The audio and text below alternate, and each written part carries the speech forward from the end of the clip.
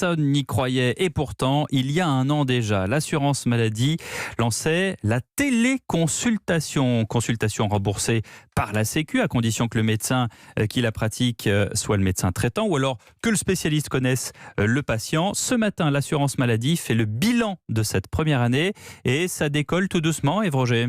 60 000 consultations depuis un an, ce n'est pas spectaculaire comparé aux 350 millions de rendez-vous médicaux chaque année en France. Mais la dynamique est bonne, dit-on à l'assurance maladie, et c'est vrai. De 2000 en janvier dernier, le nombre de consultations à distance a bondi à 10 000 par mois depuis cet été. Les 2/3 des médecins qui exercent derrière leur ordinateur sont des généralistes, plutôt jeunes, et c'est en Île-de-France que ces médecins sont le plus nombreux. Stéphane Pinard, lui, exerce à Belle-Île-en-Mer. Avec l'hôpital, il tente de multiplier les consultations à distance avec des médecins spécialistes sur le continent, mais ce n'est pas toujours facile. Moi, j'aimerais bien mettre en place une consultation à distance pour les dépistages des cancers de peau.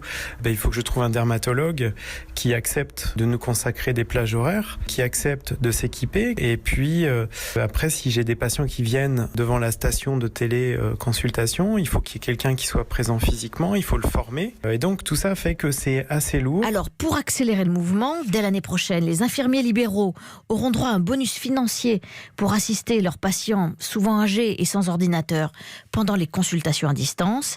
Idem pour les pharmaciens qui installeront des cabines de téléconsultation dans leur officine. Merci Ève Roger.